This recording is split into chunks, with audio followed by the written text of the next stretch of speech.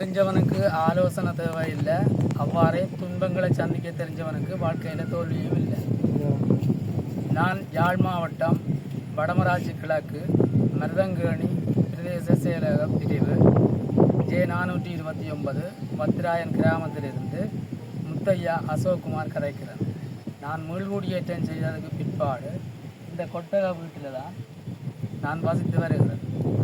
கடந்த காலங்களில் எனக்கு காலையில் குடி மாதிரி இருந்ததால் நான் எந்த ஒரு கொடுப்பனவுகளையும் எதிர்பார்த்து இவ்வளோ காலம் நான் இருக்கேன். இப்போ எனக்கு என்னுடைய காலில் ஒரு காலில் 2 விரலும் மற்ற காலில் குதிப்பகுதியும் முற்றுமுழுதாக அகற்றப்பட்டு அனைத்து வருத்தங்களுடைய நான் இருக்கும் வேளையிலும் இப்பொழுது வெள்ளத்தில் மூழ்கி என்னுடைய வீடு முற்றாக வெள்ளத்தில் தாண்டு போய் கிடக்குது. எனவே அரசு அதிகாரிகளிடம் சென்று கூறிய பொழுதும் எங்களுடைய கிராம உத்தியோகத்தர் பத்ராயன் கன நாளைக்கு பிறகுதான் வருகை தந்திருந்தார். இந்த வெள்ள குளிருக்குள்ளேயும் நாங்கள் இருந்தபோது வந்து எதுவுமே பார்க்கவில்லை. நாங்கள் வேறு கட்சிகள் வந்து கதைத்த பொழுது அவர்களூடாக தகவல் கிடைத்ததன் பிற்பாடு அவர் வீட்டுக்கு வந்திருந்தார். நேற்றைய முன்தினம் மட்டும்தான். எனவே இவ்வளவு நாளும் வரவில்லை.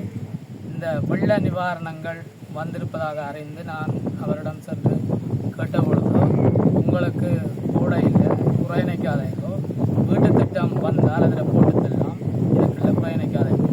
உடனடியாக நேற்று நான் இங்கே இருந்து மருதங்கேணி பிரதேச செயலாளர் தெரியப்படுத்தும் விதமாக அங்கு சென்ற பொழுதோ 2 தடவை அங்கிருந்து எனது வீட்டை பார்ப்பதற்காக அனுப்பியிருந்தார்கள். அதற்கு பிற்பாடு என்னுடைய தொலைபேசி இலக்கத்தை வாங்கி நாங்கள் உங்களுக்கு கோல் பண்ணி கதைக்கிறோம் என்று சொன்னவர் இதையும் எந்த விதமான செயற்பாடும் அவர்கள் அறிவிக்காததாக நான் இருக்கிறேன்.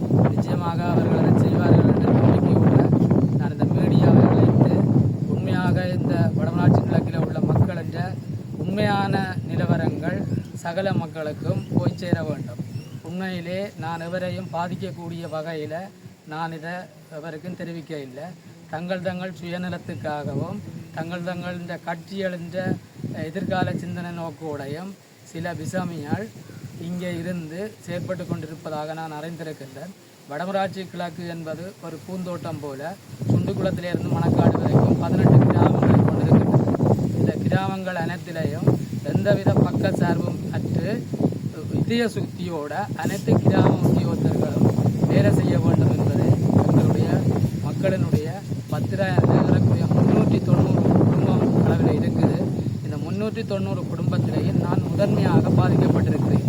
ஏனென்றால் கால் 2 பாதிக்கப்பட்டிருக்குது. பிரஷர், கொலஸ்ட்ரால், சுகர், காட்வர்த்தம், 2 கண்களும் தேசிய வைத்தியசாலையில் ஆபரேஷன் செய்யப்பட்ட நிலையிலும் நான் இருக்கின்றேன். வெள்ளத்தால் வீடு அடைந்திருக்கின்றது. அது மனசல குணம் அந்த மருத்துவ பாதிக்கக்கூடிய மாதிரி இல்லை. 2 அடிகள் அவரை தண்ணி நிற்கிறது. இது என்னுடைய தெரிகிறது. குழாய் கிணறு முற்றுமுழுதாக தண்ணியும் குடிக்க முடியாது.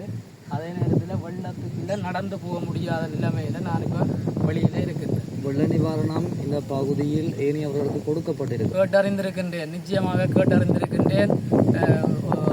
தற்காலிக வீடு கேட்டிருந்தேன், தரவில்லை. அதற்கு பிற்பாடு வேறு கொடுப்பனவுகள் நிறைய வந்தது, கொடுக்கவில்லை. தற்பொழுது இந்த வெள்ள நிவாரணம், அதாவது இப்போ வந்த புயலின் நிவாரணம் எனக்கு தரும்படி கேட்டிருந்த பொழுதோ என்னை இங்கே இருப்பதில்லையா. உண்மையிலே இதுக்குள்ளே இருக்காமல் நான் வேறு இடத்துல இருந்திருந்தால் தராமல் விடலாம், அதை நான் ஏற்றுக்கொள்கிறேன்.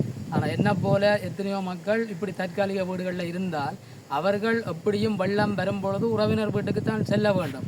இல்லை என்று சொன்னால் அவர்கள் நிச்சயமாக எங்களை இதுக்குள்ளேயே இருந்து சாகுங்கள் என்ற ஒரு முடிவைத்தான் அவர்கள் எடுத்திருக்க வேண்டும்.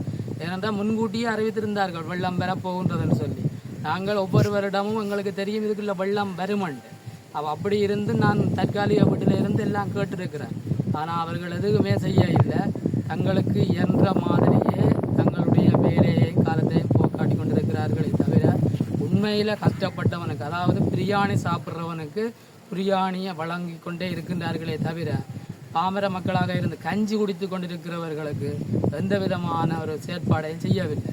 நிச்சயமாக இதை கருத்தில் கொண்டு அனைத்து அரச உத்தியோகத்தர்களும் நிச்சயமாக இந்த கருத்துக்களை ஏற்று என்ன போல பாதிக்கப்பட்டிருக்கிற ஒவ்வொரு மக்களுக்கும் உண்மையில் பத்திரானில் 35 பேருக்கு தான் கொடுப்பனவு வந்திருந்தால் அந்த 35 பேருக்கும் கொடுத்து நான் 31வது ஆள் 36வது 37வது ஆளாக இருந்திருந்தால் நிச்சயமாக நான் அந்த கொடுப்பனவு வேண்டியிருக்க மாட்டேன் என்று சொன்னால் என்னால் இன்னொருத்தன் பாதிக்கப்படக்கூடாது என்று.